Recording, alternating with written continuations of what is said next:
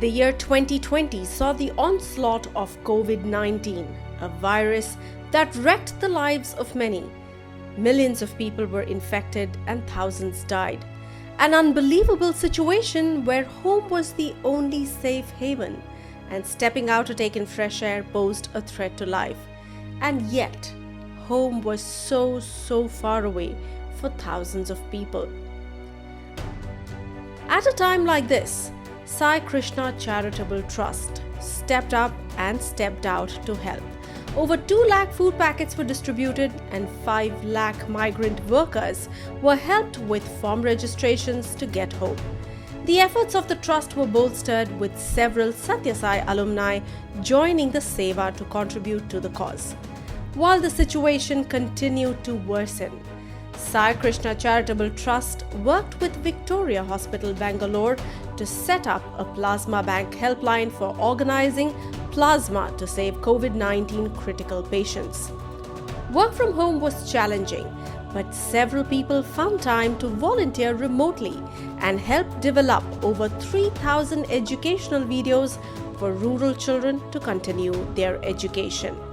The 2021 vaccine drives brought in hope, and schools, workplaces, and business hubs began to open up. And just when things looked like they were getting back to normal, the second wave swept in. Schools were closed, people were confined to homes, and roads outside hospitals began to line up with people and ambulances. On a war footing, Sai Krishna Charitable Trust and its volunteer army began to set up helplines across the country in collaboration with several like-minded groups. The intent was to help people with information to access life-saving essentials like beds, oxygen, medicines, ambulance, plasma, and food. A team of doctors were onboarded to help with teleconsultation. The metros began receiving an average of 1,500 calls per day per city. Volunteers began working day and night to help patients, but the ability to serve was severely handicapped by the shortage of resources. So a couple of days ago, I called this patient's son who was attending to his father, and the first thing he said to me was, "Brother, I'm not going to leave my father and I'm going to fight this COVID battle and support him." So I was in utter shock as to why he said that to me, because I was only calling him to tell him that we have registered his father's details across many plasma websites and tweeted across many key accounts so somebody would come and help. But I was shocked why he said that. So I asked him, "Why did you say this to me?" Because he doesn't know me, I don't know him. And he said, "No, brother, for 24 hours I've been chasing the hospital staff and I've been contacting my friends and families to give some help to my father, and nobody would reply to me. So I decided 5 minutes ago that if nobody calls me within 5 minutes, I would leave my father and run away." So this is absolutely by super miraculous chance that I called him, sitting miles and miles and miles away, trying to be of some help to somebody.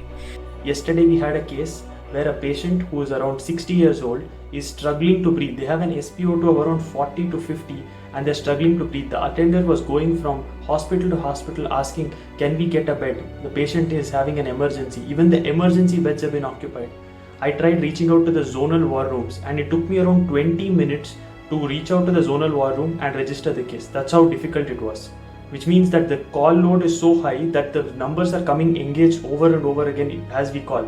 So that's the load currently, and the scenario is very critical and it's only worsening day after day till we peak. It is easy to point fingers, be frustrated, and give up.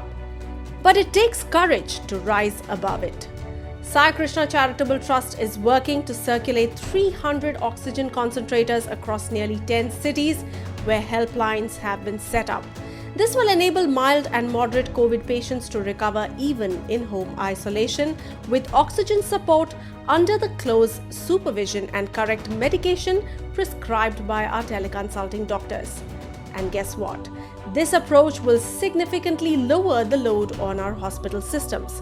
Fatalities are expected to come down by almost 80% and the need for hospitalization by almost 50%. The right medical attention, coupled with prescribed medicines and oxygen concentrator care, will make all the difference. This is a time for all hands on deck, a time for everyone to come forward, join hands, and cooperate in every way possible. Where there is a will, there is a way. And together as one nation, let's make India breathe easy.